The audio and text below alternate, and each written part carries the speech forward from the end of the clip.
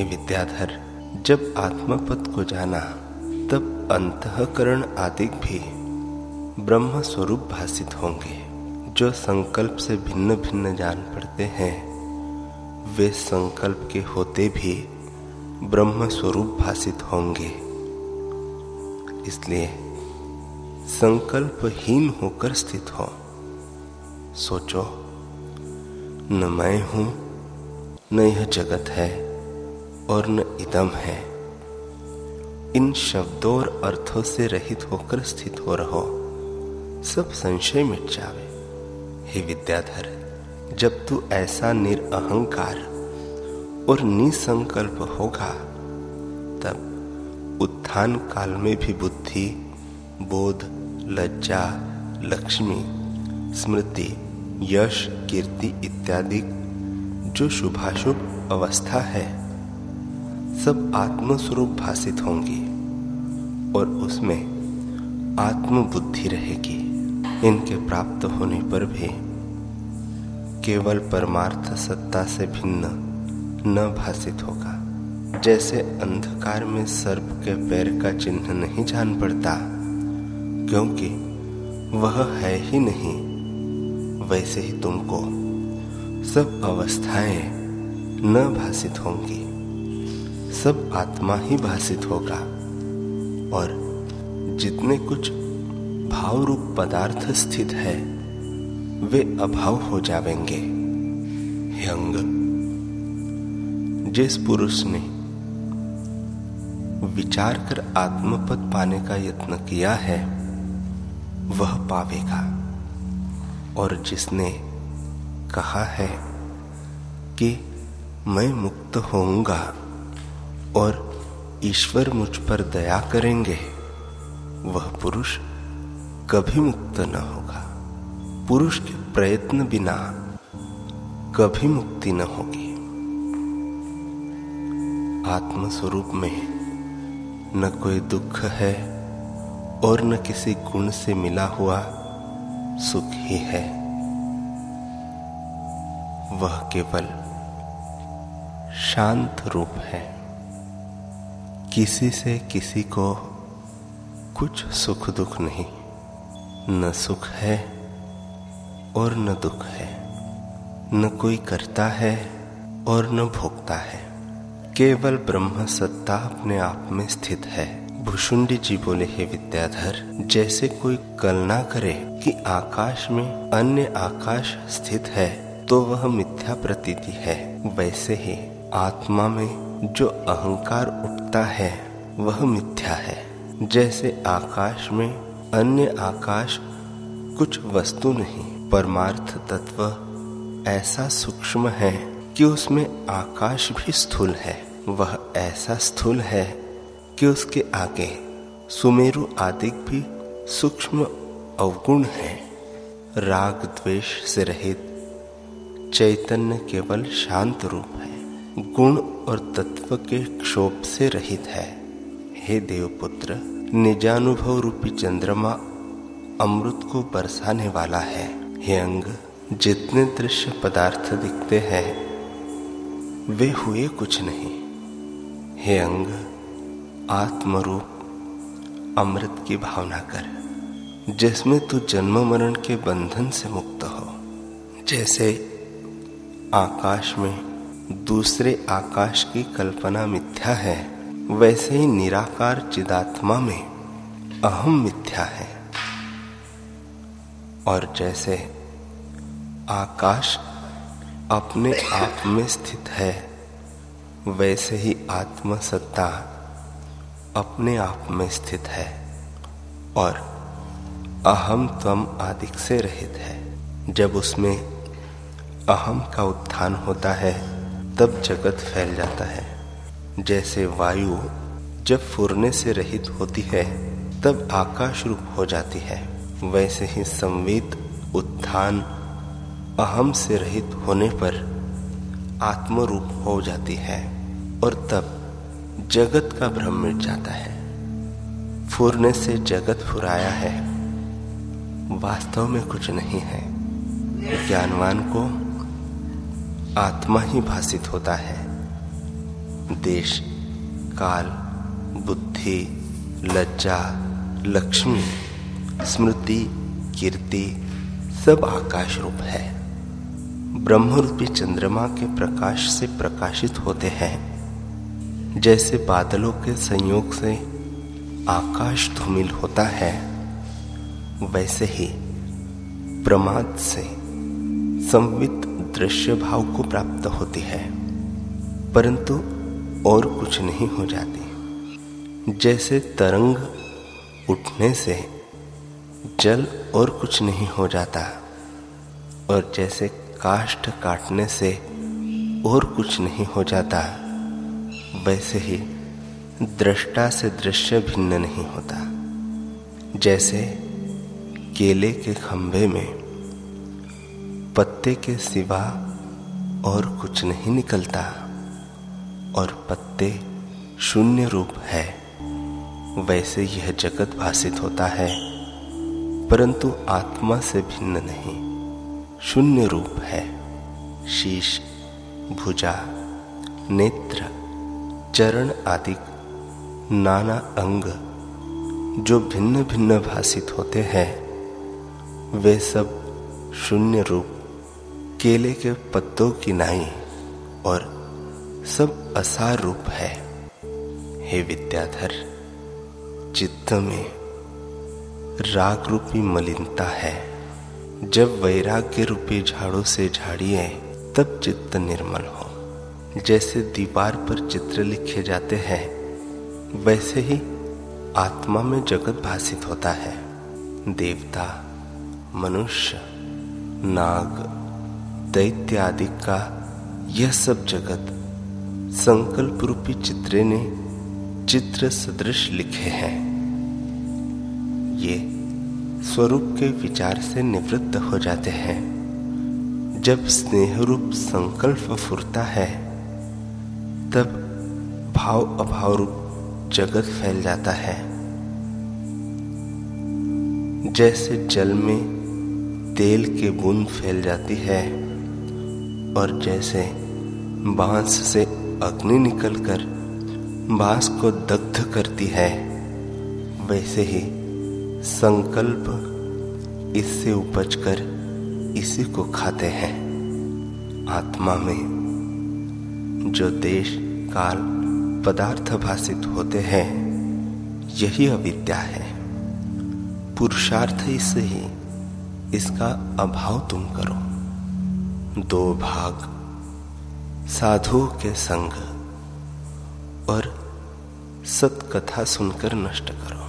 तृतीय भाग को शास्त्र का विचार करके और चतुर्थ भाग को आत्मज्ञान का आप ही अभ्यास करके मिटाओ। इस उपाय से अविद्या नष्ट हो जाएगी और अशब्द अरूप पद की प्राप्ति होगी। विद्याधर ने पूछा, हे मुनीश्वर, जिन 4 भागों ने नाश से अशब्द प्राप्त होता है, वह काल का क्रम क्या है और नाम अर्थ का अभाव होने पर शेष क्या रहता है? भुषुंडी जी बोले, हे विद्याधर, संसार समुद्र के तरने को ज्ञानवानों का संग करना और जो विकृत निर्वैर पुरुष है उनकी भली प्रकार टहल करना, इससे अविद्या का अर्ध भाग नष्ट होगा। तीसरा भाग मनन करके और चतुर्थ भाग अभ्यास करके नष्ट होगा। जो यह उपाय न कर सको तो यह युक्ति करो कि जिसमें चित्त अभिलाषा करके आसक्त हो उसी का त्याग करो। 1 भाग अविद्या इस प्रकार नष्ट होगी। 3 भाग शास्त्र विचार और अपने यत्न से शनै शनै नष्ट होवेगा। साधु संग, सत्शास्त्र विचार और अपना यत्न हो तो एक बार की अविद्या नष्ट हो जाएगी। ये समकाल कहे हैं। एक एक के सेवने से एक एक भाग निवृत्त होता है। पीछे जो शेष रहता है उसमें वाम अर्थ सब असत रूप है और वे अजर अनंत एक रूप है। संकल्प के उपजने से पदार्थ भासित होते हैं और संकल्प के लीन होने पर लीन हो जाते हैं। हे विद्याधर, यह जगत संकल्प ने रचा है। जैसे आकाश में सूर्य निराधार स्थित होता है, वैसे ही देश काल की अपेक्षा से रहित यह मनन मात्र स्थित है। तीनों जगत मन के फुरने से प्रकट होते हैं और मन के लय होने से लय हो जाते हैं। जैसे स्वप्न के पदार्थ जागने से मिट जाते हैं। हे विद्याधर, ब्रह्मरूपी वन में एक कल्प वृक्ष है जिसकी अनेक शाखाएं हैं। उसकी एक शाखा में जगत रूपी गुलर का फल है, जिसमें देवता, दैत्य, मनुष्य, पशु आदि मच्छर है। वासना रूपी रस से पूर्ण मज्जा पहाड़ है। पंचभूत मुख द्वारा उसका निकलने का खुला मार्ग इत्यादि सुंदर रचना बनी है। उसमें त्रिलोकी का ईश्वर एक इंद्र हुआ और गुरु के उपदेश से उसका आवरण नष्ट हो गया। फिर इंद्र और दैत्यों का युद्ध होने लगा और इंद्र अपनी सेना को ले चला, पर उसकी निर्बलता हुई, इसलिए वह भागा और दशों दिशाओं में घूमता रहा। पर जहां जावे वही दैत्य उसके पीछे चले जाते हैं। जैसे पापी परलोक में शोभा नहीं पाता, वैसे ही इंद्र ने जब शांति न पाई तब अंतवाहक रूप करके सूर्य के त्रस रेणु में प्रवेश कर गया। जैसे कमल में भौरा प्रवेश करे, वैसे ही उसने प्रवेश किया तो वहां उसको युद्ध का वृत्तांत भूल गया। तब उसने एक मंदिर में बैठा हुआ अपने को देखा। जैसे निद्रा से स्वप्न सृष्टि प्रकट हो, वैसे ही उसने वहां रत्न और मणियों से संयुक्त नगर देखा। वह उसमें गया और पृथ्वी, पहाड़, नदियां, चंद्र, सूर्य, त्रिलोकी उसको वहां दिखाई देने लगे। उस जगत का इंद्र अपने को उसमें देखा कि दिव्य भोग और ऐश्वर्य से संपन्न मैं इंद्र स्थित हूं। वह इंद्र कुछ काल के उपरांत शरीर को त्याग कर निर्वाण को प्राप्त हुआ, जैसे तेल से रहित दीपक निर्वाण होता है। तब कुंद नाम उसका पुत्र इंद्र हुआ और राज्य करने लगा। फिर उसके एक पुत्र हुआ। तब कुंद भी इंद्र शरीर को त्याग कर परम पद को प्राप्त हुआ और उसका पुत्र राज्य करने लगा। फिर उसके भी एक पुत्र हुआ। इसी प्रकार सहस्त्र पुत्र होकर राज्य करते रहे। उन्हीं के कुल में यह हमारा इंद्र राज्य करता है। इससे यह जगत संकल्प मात्र है और उस त्रस रेणु से यह सृष्टि है। इसलिए इस जगत को संकल्प मात्र जानकर इसकी आस्था तुम त्यागो। भुशुंडी जी बोले, हे विद्याधर, फिर उनके कुल में एक बड़ा श्रीमान इंद्र हुआ